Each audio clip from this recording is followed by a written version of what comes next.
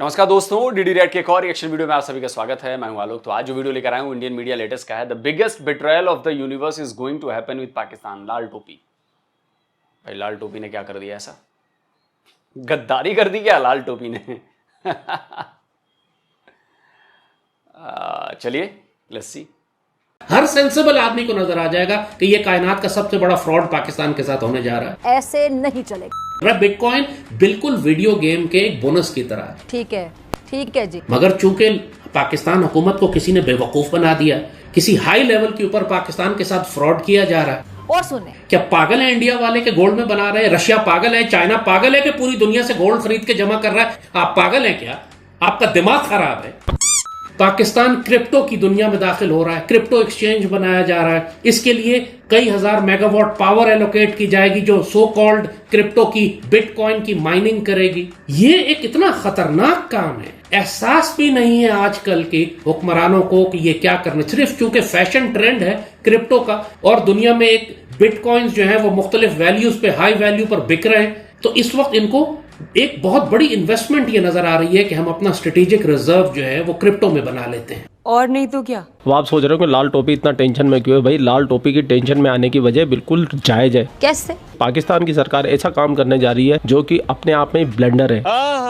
और अगर आपको अभी तक नहीं पता है तो मैं आपको बता देता हूँ कि पाकिस्तान की सरकार क्रिप्टो की माइनिंग करने जा रही है, और जिसमें अथा पैसा लगता है, अथा रिसोर्स लगते हैं, अथा मैन पावर लगती है और अथा रुपया खर्च होता है। फिर उसके बाद कुछ रिजल्ट मिलता है। और पूरी दुनिया के अंदर बहुत सारी कंपनियां क्रिप्टो माइनिंग में लगी हुई है, बिटकॉइन माइनिंग में लगी हुई है। पाकिस्तान की सरकार भी डोनाल्ड ट्रंप को खुश करने के लिए ये काम करने वाली है। तो ये खबर जैसे लाल टोपी तक पहुंची तो लाल टोपी के सर पे, माथे पे बल पड़ गए। लाल टोपी घबरा गया, ये क्या हो रहा है? हमारे मुल्क के साथ में हमारा मुल्क तबाह और बर्बाद हो जाएगा। लेकिन पाकिस्तान तो तबाह और बर्बाद होता रहेगा और ऑलरेडी पाकिस्तान तबाह और बर्बाद है भी। लेकिन मैं आपको बता देता हूँ कि आप भी ट्रेडिंग से अच्छा खासा पैसा बना सकते हैं। ठीक है जी। इससे पहले कि हम क्रिप्टो के खतरात पर बात करें, बेसिक कॉन्सेप्ट समझ लें। ठीक है कि किसी भी मुल्क का स्ट्रेटेजिक रिजर्व क्या होता है। अच्छा जी, आगे चलते हैं जी। करेंसी हमेशा से एक मीडियम ऑफ एक्सचेंज होती थी जिसका अपनी एक इंट्रिंसिक वैल्यू थी, गोल्ड एंड सिल्वर। उसके बाद जब पेपर का दौर आया तो जाहिर है ये सारी पेपर करेंसी जो इस वक्त चल रही है कोई भी गोल्ड बैक्ड नहीं है। ठीक है जी। ये सब फिएट करेंसी है, सब फेक करेंसी है, रद्दी कागज है। वो हुकूमत जो इसको जारी करती है, वो मुल्क जो इसकी अथॉरिटी बनता है, इसको बैक करता है। अगर मुल्क खत्म हो जाए, हुकूमत खत्म हो जाए, तो जिसके पास ये पेपर करेंसी है वो दिवालिया हो जाता है, वो फारिग हो जाता है। जिस तरह आपको याद है जब कुवैत पर इराक ने हमला किया था तो उस वक्त कुवैती दिनार पाकिस्तानी करेंसी में 75 रुपए का था। लेकिन जब इराक ने कब्जा कर लिया तो वही कुवैती दिनार पाकिस्तान में 1-1 रुपए का बिक रहा था, क्योंकि हुकूमत ही खत्म हो गई, कुवैत ही खत्म हो गया। लोगों का ख्याल था कि कुवैत दोबारा वो मुल्क बन नहीं सकेगा। तो जिन लोगों ने अपना स्ट्रेटेजिक रिजर्व कुवैती दिनार में, पेपर करेंसी में बनाया था, वो फारिग हो गए। वो दूसरी बात है कि बाद में पूरी दुनिया ने मिलकर कुवैत को रिस्टोर कर दिया। लेकिन दुनिया में सैकड़ों मिसालें हैं कि जब करेंसी वो मुल्क खत्म हो जाता है तो उसकी करेंसी नोट रद्दी कागज बन जाती है। लाखों लोग पूरी दुनिया में खिलाफत उस्मानिया के बैंक नोट लेके फिरते थे। जब खिलाफत उस्मानिया खत्म हो गई तो रातों रात वो सारी करेंसी रद्दी हो गई। लाखों लोग दुनिया में रूस के जार की इशू की हुई करेंसी लेकर फिरते थे। रातों रात जार की हुकूमत खत्म हुई, बोल्शेविक रेवोल्यूशन आई, वो सारी जार की जो पेपर करेंसी थी रद्दी कागज हो गई। सो पेपर करेंसी का ये इंट्रिंसिक खतरा हमेशा मौजूद रहता है। चलिए, तो लाल टोपी ने एक बात तो मान लिया कि मुल्क पाकिस्तान खत्म हो सकता है। इसकी बातों से तो ये लग रहा है ना कि मुल्क खत्म हो सकता है जी। ये बात लाल टोपी ने मान ली, मतलब उसको पता है कि मुल्क खत्म हो जाएगा। भाई पेपर करेंसी अमेरिका में भी चलती है, पेपर करेंसी भारत में भी चलती है, इसके पहले से भी करेंसियां चली आ रही हैं, यूरोप में भी चलती है, बहुत कुछ चलती है। कौन खत्म हो जा रहा है? हमें डर नहीं है खत्म हो जाने का, क्योंकि हमें पता है कि हम सही काम कर रहे हैं, सही रास्ते पर जा रहे हैं। सरकारें बदल सकती हैं, सरकारें आती हैं जाती हैं, मुल्क नहीं खत्म हो सकता।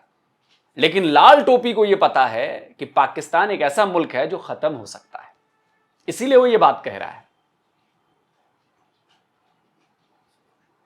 वैसे ये बात सही है, लाल टोपी की बात ये सही है कि अगर आपका मुल्क खत्म हो गया तो फिर वो रद्दी के कागज के बराबर ही है और कुछ नहीं है। लेकिन इसलिए लाल टोपी बोल रहा है क्योंकि लाल टोपी अंदर से जानता है कि उसका मुल्क खत्म होने वाला है। दूसरा जानता है कि ये बाकी जो डेमोक्रेटिक कंट्रीज की तरह चलती हैं वैसे नहीं चलती, और नहीं ये ऑटोक्रेसी वाला मामला है कि जी सऊदी अरब और यूएई टाइप के कि शाह और ये और किंग चला रहे हैं, क्योंकि उनके पास अपने भंडार होते हैं खजाने में, इसलिए वो बैक करते हैं और वो इतनी जल्दी ख़त्म नहीं होते। लेकिन पाकिस्तान तो आप समझ ही रहे हैं, इसने तो सीधे सीधे फौज के खिलाफ कर दिया। मतलब फौज ही पूरा देखेगी वो क्रिप्टो वाला मामला। अमेरिकन क्रिप्टो है ना, ये संकेत है कि आप गुलाम बन चुके हैं अमेरिका के। अमेरिका आपका अब्बू बन चुका है, आपका गला टैटुआ वो दबाए रखेगा क्रिप्टो से, पैसे लगवाएगा, सारी मैन्युफैक्चर लगवाएगा, सारा कंट्रोल। भाई वो तो नेट पर कंट्रोल है, टेक्नोलॉजी का कंट्रोल है वो। अमेरिका से तो जीत नहीं पाओगे ना इसमें। और रातों रात बिटकॉइन गायब हो जाते हैं, लोगों के अरबों अरबों रुपए के बिटकॉइन गायब हो गए भाई, चोरी कर लिए गए। किसी दिन पाकिस्तान का भी चोरी हो जाएगा, फिर क्या करेगा पाकिस्तान?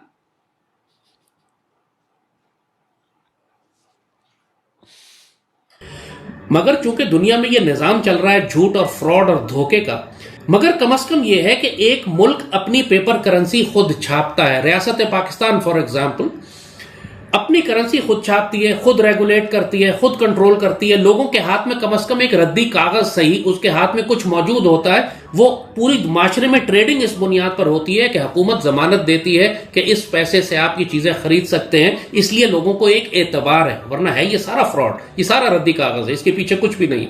तो दुनिया के जो समझदार मुल्क हैं वो जब भी अपना एक्चुअल स्ट्रेटेजिक रिजर्व बनाने जाते हैं वो हमेशा रियल वेल्थ में बनाते हैं, वो हमेशा गोल्ड में बनाते हैं। आज आप नोट कीजिए, पूरी दुनिया में सबसे ज्यादा सोना कौन मुल्क खरीद रहे हैं? चाइना सबसे ज्यादा सोना खरीद रहा है, रूस सोना खरीद रहा है, इंडिया सोना खरीद रहा है। दुनिया के कई ममालिक हैं जो इस पूरी डिजिटल इकोनॉमी और पेपर करेंसी के बावजूद अपना स्ट्रेटेजिक रिजर्व सोने में बनाते हैं। क्यों सोने में बनाते हैं? कि उनको पता है कि अगर ग्लोबल इकोनॉमी कोलैप्स होती है, कागज का नोट रद्दी हो जाता है, तो कम से कम उस मुल्क के पास रियल वेल्थ इकोनॉमी होगी, रियल वेल्थ बेस होगा, जिसकी बुनियाद पर वो अपनी नई करेंसी जारी कर सकता है या नए सिक्के जारी कर सकता है। इसलिए समझदार मुल्क अपना स्ट्रेटेजिक रिजर्व रियल वेल्थ में बनाते हैं। और ये आज से नहीं हो रहा, जब से इंसान पैदा हुआ है उस वक्त से इंसान हमेशा अपनी दौलत रियल वेल्थ में जमा करता है। यही हुकूमतों का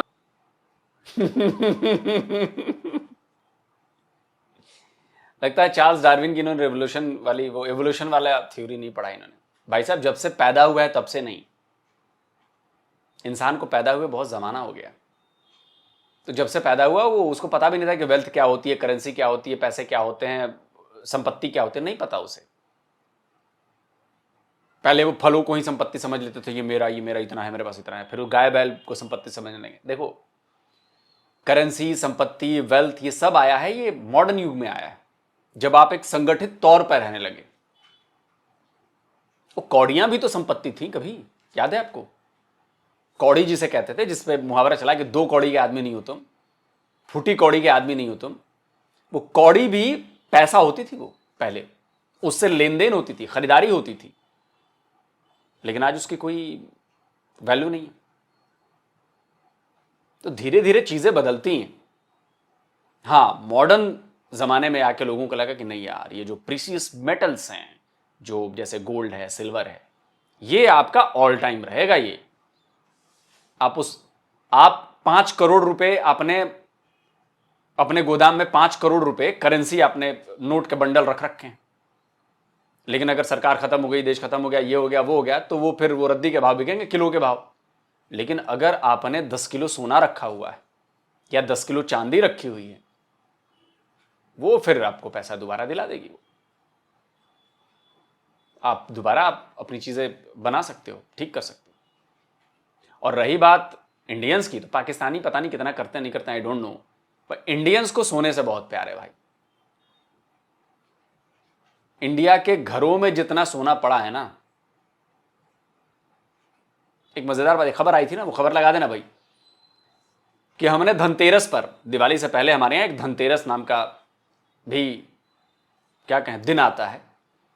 उस दिन हम लोग मेटल खरीदते हैं, सोना चांदी, जिसकी जैसी हैसियत वैसा खरीदता है। पीतल, तांबा, स्टील का ग्लास ही खरीद लेंगे, चांदी का चम्मच खरीद लेंगे, चांदी के ब्रिक खरीद लेंगे, 50 ग्राम चांदी खरीद लेंगे, 10 ग्राम मतलब सिक्का खरीद लेंगे। ये हम सब इंडियंस करते हैं। आप ऊपर से नीचे कहीं भी इंडिया में कहीं भी चले जाओ, हम लोग ये करते हैं। तो पिछली बार, शायद पिछले के पिछले बार ही, धनतेरस पर जितना हम लोगों ने सोना खरीदा उतना सोना तो शायद आपके पास रिजर्व में भी नहीं पड़ा है। कुछ ऐसी खबर आई थी, अब एग्जैक्ट खबर मुझे याद नहीं आ रही। दर्शकों, आप लोगों को तो पता है कि ये खबर लगा देता हूं मैं, आप सोचिए। तो भारतीय इस मामले में बहुत तेज है गुरु। 2008 में इतनी बड़ी मंदी आई, मंदी का बड़ा असर नहीं दिखा हम लोगों के ऊपर। क्यों? क्योंकि हम लोग सेविंग में बड़ा यकीन करते हैं और सोने चांदी में बड़ा यकीन करते हैं। जितने ये इस्लामिक इन्वेडर थे वो भारत क्यों आते थे? यही सोना लूटने, यही चांदी लूटने। हमारे मंदिरों को क्यों लूटा जाता था? यही सोना चांदी लूटने। आज भी हमारे मंदिरों में जाएंगे आप तो टनों के हिसाब से सोना और चांदी है। आज भी हम लोग दान कर देते हैं यार, मंदिर में जाकर दान कर देते हैं सोना चांदी, समझे? इसलिए क्योंकि हम ये जानते हैं कि ऐसा होगा, इसलिए हम जानते हैं कि यह हमें करना जरूरी है।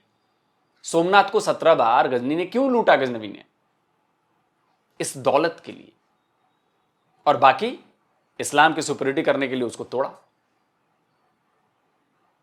2 चीजें की उसने। लेकिन क्या हुआ? सोमनाथ का मंदिर आज भी खड़ा है, गजनवी की कब्र धसी पड़ी है जमीन में। मंदिर आज भी लहला रहा है, 17 बार तोड़े जाने के बाद भी, 17 बार लूटे जाने के बाद भी। तो यह है ताकत और यह है हमारा भरोसा। बाकी जाके उसकी कब्र देख लीजिए, उसकी कब्र में और हमारे सोमनाथ के मंदिर में फर्क आपको साफ दिख जाएगा। तो भगवान ने उसको उसके किए की सजा दे दी। भगवान का परचम आज भी लहरा रहा है। यही हुकूमतों का असल असासा होता है, असल खजाना होता है, असल बैतुल माल होता है, the real wealth that you have. अब पेपर करेंसी के खतरात हमने आपको बताया। ये जो क्रिप्टो है ये पेपर करेंसी से भी ज्यादा 100 गुना 1000 गुना ज्यादा खतरनाक फ्रॉड है। Crypto is only a fraud. ये कोई करेंसी नहीं है, ये कोई मीडियम ऑफ एक्सचेंज नहीं है जिसको दुनिया का कोई मुल्क छापता हो या उसकी अथॉरिटी उसको बैक कर रही हो। ये सिर्फ इंटरनेशनल इंटेलिजेंस एजेंसीज ने, ड्रग माफियाज ने, दहशतगर्दों ने, कार्टेल्स ने और डार्क वेब पे काम करने वाले बड़े बड़े क्राइम रिंग्स ने अपनी आसानी के लिए ये करेंसी इजाद की है, जो प्रैक्टिकली वीडियो गेम के बोनसेस की तरह है। आप जो वीडियो गेम खेलते हैं तो आपको बोनस मिलता है उसके अंदर। इसी काम को ये बिटकॉइन माइनिंग कहते हैं। आप कुछ पजल्स हैं, कुछ गेम्स हैं, कुछ इक्वेशंस हैं जो आप सॉल्व करते हैं। आप इतनी बड़ी बड़ी मशीनें किस काम की लगा रहे हैं? मशीनें क्या कर रही हैं? उससे कैसे आपको बिटकॉइन मिल रहा है? कौन बिटकॉइन दे रहा है? कौन इक्वेशंस और पजल्स आपको दे रहा है? What is happening? किस बात की पावर इस्तेमाल हो रही है? कौन सी रियल वेल्थ है जिसके बदले आप जनरेट करते हैं तो आपको बिटकॉइन मिल रहा है? बिटकॉइन बिल्कुल वीडियो गेम के एक बोनस की तरह है। आपने एक लेयर क्रॉस कर दिया, एक लेवल क्रॉस किया, आपको मजीद बोनस मिल गया। आपने दूसरा लेवल क्रॉस किया, मजीद बोनस मिल गए। लिटरली बिटकॉइन माइनिंग यही है। और ये कोई रियल वेल्थ नहीं है, ये मेक बिलीव इल्यूजन है। इसमें तो आपके हाथ में कागज का टुकड़ा भी नहीं आता, इसमें हाथ में कोई सिक्का भी नहीं आता, कोई गोल्ड और सिल्वर आपके हाथ में नहीं आता। और पूरी दुनिया में सब समझदार लोग जानते हैं कि यह सिर्फ टेम्पररी फ्रॉड है, दहशतगर्दों को पैसा पहुंचाने का, ब्लैक मार्केट इकोनॉमी चलाने का, क्लैंडस्टाइन ऑपरेशंस करने का टेम्पररी फ्रॉड है। एक दूसरे को मीडियम ऑफ एक्सचेंज बनाया हुआ है। ये ना स्टेबल है ना स्ट्रेटेजिक रिजर्व है। ये करेंसी तो है ही नहीं। जैसे कहा, ये सिर्फ कुछ डिजिटल सिग्नल्स हैं जो इंटरनेट पे घूम रहे हैं। इनको डिसेंट्रलाइज है, कोई गवर्नमेंट मैनेज नहीं करती, कोई स्टेट बैंक मैनेज नहीं करता, कोई रेगुलेट नहीं कर सकता। इनको किसी को मालूम नहीं कि कौन कंट्रोल कर रहा है, कहां से आ रहे हैं, कहां जा रहे हैं, कौन है वो जो ये डिसाइड करता है कि बिटकॉइंस का रेट क्या होगा, कौन है ये डिसाइड करता है कि एक्सचेंज रेट कितना होना चाहिए, कौन ये डिसाइड करता है कि इसकी वर्थ क्या है, वेल्थ क्या है। ये सब एक ढकोसला, एक फ्रॉड है। और ये बात मैं सिर्फ हवा में नहीं कह रहा हूं, इसकी एविडेंस मौजूद है। मगर चूंकि पाकिस्तान हुकूमत को किसी ने बेवकूफ बना दिया, किसी हाई लेवल के ऊपर पाकिस्तान के साथ फ्रॉड किया जा रहा है, लिहाजा हर कोई एक्साइटेड है इस वक्त कि हम हाईटेक। सीधे सीधे बोलो ना कि ट्रंप ने बेवकूफ बनाया है, फटती है क्या बोलने में? अगर बोल दोगे तो फिर सऊदीया जैसे नहीं जा सकते, कोड़े पड़े थे, उसके बाद अमेरिका भी नहीं जा पाओगे, है ना? और फिर ये ट्रंप का जो ये नया नया पालतू बना है तुम्हारा फील्ड मार्शल, ये भी तुम्हारी टंगवा देगा तुम्हें, है कि नहीं? लेकिन तुम बोलना चाहते हो और बचना भी चाहते हो। किसी दिन टंगेगा लाल टोपी जरूर। हम हाईटेक में जा रहे हैं और हम 21st सेंचुरी में जा रहे हैं और हम डिजिटल इकोनॉमी पे जा रहे हैं तो हम बिटकॉइन माइनिंग करेंगे। मतलब इससे बड़ा पागलपन मुमकिन ही नहीं है कि आप पाकिस्तान का एक स्ट्रेटेजिक रिजर्व बिटकॉइन में बना दें। यानी वो कोई करेंसी या इकोनॉमी स्टेबल कैसे हो सकती है जिसकी बुनियाद सिर्फ डिजिटल सिग्नल्स पर हो और एक इंटरनेट की तार पे हो। इंटरनेट कट गया, पाकिस्तान डिस्कनेक्ट हो गया अपनी सो कॉल्ड इस डिजिटल वॉलेट से। यानी और ये वॉलेट किस तरीके से हैक होते हैं, कैसे चोरी होते हैं, जाहिर है कि जिन्होंने ये सिस्टम बनाया उनको इसको हैक करना भी आता है। अब मैं सिर्फ कुछ मिसालें आपको पढ़कर सुनाता, मैं बहुत लंबी वीडियो नहीं बनाना चाहता। I just want to advise you कि ये बहुत खतरनाक काम है। और कुछ मिसालें मैं आपको पढ़कर सुना देता हूं कि और जरा सा आप रिसर्च कोई करे तो उसको नजर आ जाएगा, हर सेंसिबल आदमी को नजर आ जाएगा कि ये कायनात का सबसे बड़ा फ्रॉड पाकिस्तान के साथ होने जा रहा है। ईरान ने अपना स्ट्रेटेजिक रिजर्व जो बनाया हुआ था, वो एक बहुत बड़ा अकाउंट उन्होंने बनाया हुआ था ट्रांजैक्शंस करने के लिए पूरी दुनिया से, पिछले दिनों पूरा हैक हो गया। जाहिर है कि डिजिटल ये कोई रियल वेल्थ तो नहीं है, ये सिर्फ डिजिटल सिग्नल्स हैं जो कहीं पे हवा में किसी कंप्यूटर में रखे हुए हैं, जिसको ये ब्लॉकचेन कहते हैं कि जी सारे कंप्यूटर्स के पास ये रिकॉर्ड है, ये तो हैक ही नहीं हो सकता। और ये सब बकवास, खुराफात, नॉनसेंस। हर डिजिटल चीज जो इंटरनेट पे मौजूद है वो हैक हो सकती है, वो डिलीट हो सकती है, डेटा वाइप हो सकता है, पासवर्ड रिलीज हो सकते हैं। रोज आप सुनते हैं कि गूगल के हजारों पासवर्ड रिलीज हो गए और फेसबुक जनाब हैक हो गया और इसका डेटा, ट्विटर का डेटा रिलीज हो गया। दुनिया की सबसे स्ट्रॉन्ग फायरवॉल्स के बावजूद ये सब कुछ हो रहा है। तो ईरान तो बैठ के यूट्यूब पे ज्ञान क्यों दे रहा है? फिर यूट्यूब भी हैक हो जाएगा तेरा। तो जब तेरा यूट्यूब हैक हो जाएगा, तेरा चैनल डिलीट हो जाएगा, तेरा चैनल गायब हो जाएगा, तो बैठ के ज्ञान क्यों दे रहा है तू? यहां पे मत देना ज्ञान। जब इतना ही तुझे पता है सब कुछ, तो फिर क्यों ज्ञान देने आ रहा है? डॉलर के लिए ही ना। वो डॉलर क्या तेरे पास छप के आते हैं तेरे पास, तेरे अकाउंट में? वो भी डिजिटली ही आते हैं। जो तेरा पाकिस्तान में अकाउंट होगा वो डिजिटली ही कन्वर्ट होता है। बाद में भले जाके एटीएम से तुम पैसे निकाल लेते हो, पीकेआर जिन्ना वाली तस्वीर वाला नोट, लेकिन है वो डिजिटली ही, आते भी तुम्हें डिजिटली हैं।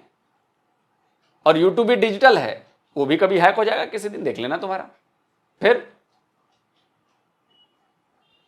तो ईरान ने, अब ये जून 19 की खबर है, जून 19 की खबर है, hackers reportedly wipe out $90 million from largest Iranian crypto currency exchange. वाह, ईरान के $90 मिलियन रातों रात गायब हो गए कि किसी ने हैक करके वो सारा डेटा डिलीट कर दिया या अपनी तरफ ट्रांसफर कर लिया। अब ईरान के पल्ले कुछ भी नहीं रहा। ईरान, और ये एक ऐसा केस है कि इसकी आप एफआईआर भी नहीं कर सकते। आपको पता ही नहीं है केस किस पर कराना है, मुजरिम कौन है, कौन चोरी करके ले गया, हैकर कौन है, केस किधर रजिस्टर होगा। कोई रेगुलेशन ही नहीं है दुनिया में कि जो क्रिप्टो करेंसी को कंट्रोल करे। कोई स्टेट बैंक कंट्रोल नहीं करता। लिहाजा अगर पाकिस्तान में आपने ये इजाजत दे दी क्रिप्टो करेंसी और डिजिटल करेंसीज की, तो हुकूमत का तो टोटल रेगुलेशन खत्म हो जाएगा। आपको पता ही नहीं चलेगा दहशतगर्द और ड्रग माफियाज और कार्टेल्स और ह्यूमन ट्रैफिकर्स और स्मगलर्स किस तरीके से पैसा ट्रांसफर कर रहे हैं। अब वैसे ही आपको आजकल पता नहीं चलता बैंकिंग सिस्टम के बावजूद, क्रिप्टो में तो बिल्कुल ही नहीं पता चलेगा। और ईरान के तो 90 क्या बेवकूफ बना रहा है यार।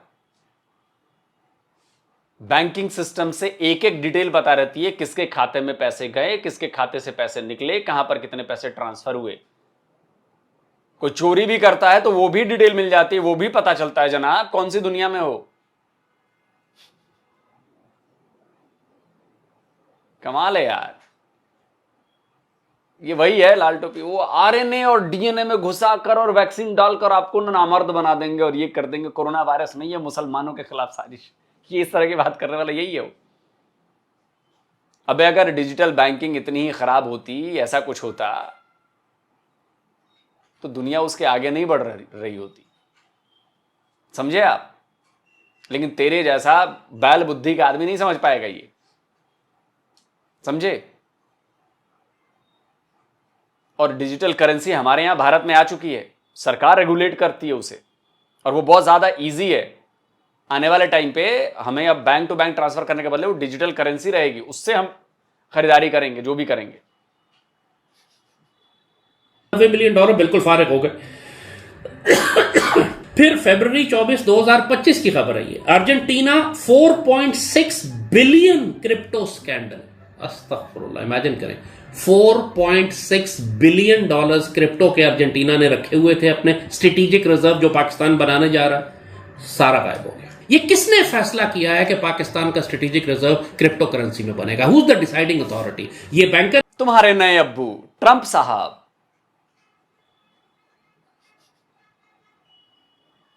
उन्होंने किया है, नहीं पता। ओ, दुनिया को बेवकूफ मत बनाइए। ज़ैद हामिद लाल टोपी, ट्रंप ने करवाया है।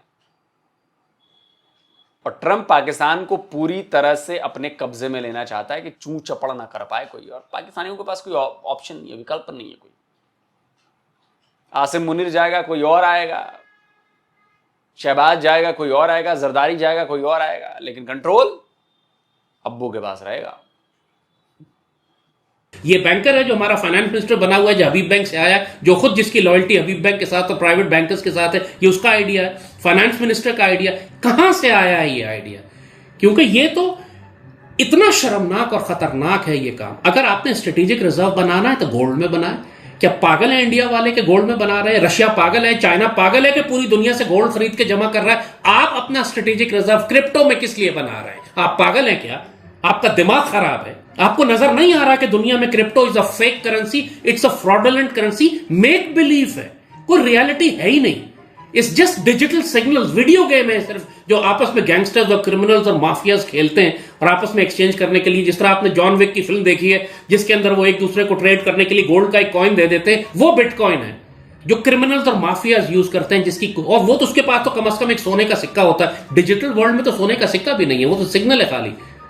जो चाहे कोई हैक कर ले। इंटरनेट की तार कट गई, दुनिया में पावर ब्रेकडाउन हो गया, इंटरनेट की केबल कट गई, आपके पास एक्सेस ही नहीं है अपने इंटरनेट वॉलेट इसकी। जो थोड़ा बहुत अगर एक्सेस आपने रखी भी है अपने बिटकॉइन वॉलेट की, वो भी चली जाएगी। आप एक्सेस ही नहीं कर सकेंगे, चीखते चिल्लाते रहे, हवा में गायब हो जाएगा सब कुछ, जो सारा स्ट्रेटेजिक रिजर्व और पाकिस्तान के एहसास आपने रखे थे क्रिप्टो के अंदर। खुदा के वास्ते ऐसी गलती ना करें। आपने अगर पाकिस्तान का फाइनेंशियल स्ट्रेटेजिक रिजर्व बनाना है तो गोल्ड में बनाएं, गोल्ड खरीदें। पाकिस्तान को अल्लाह ने खुद खजाना दिया। बर्किनो फासो का वो छोटा सा कैप्टन है इब्राहिम तरोरे, उसने इसी बैरक गोल्ड को, यही जो पाकिस्तान में बलूचिस्तान में खुदाई कर रही है करने की, जिसका हमने आधा सोना इसको दे दिया अपना $500 मिलियन का, और रेयर अर्थ मिनरल्स पता नहीं क्या क्या हमने इसके हवाले कर दिया।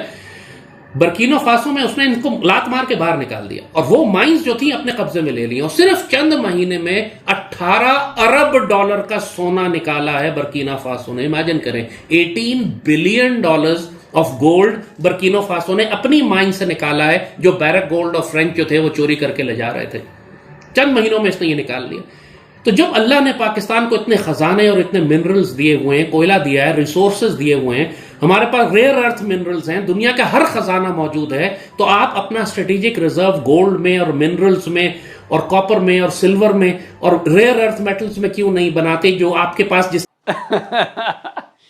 ये वो चूरन है ना, ये वो चूरन है जो ये लोग देते हैं कि कोई सवाल ना पूछे।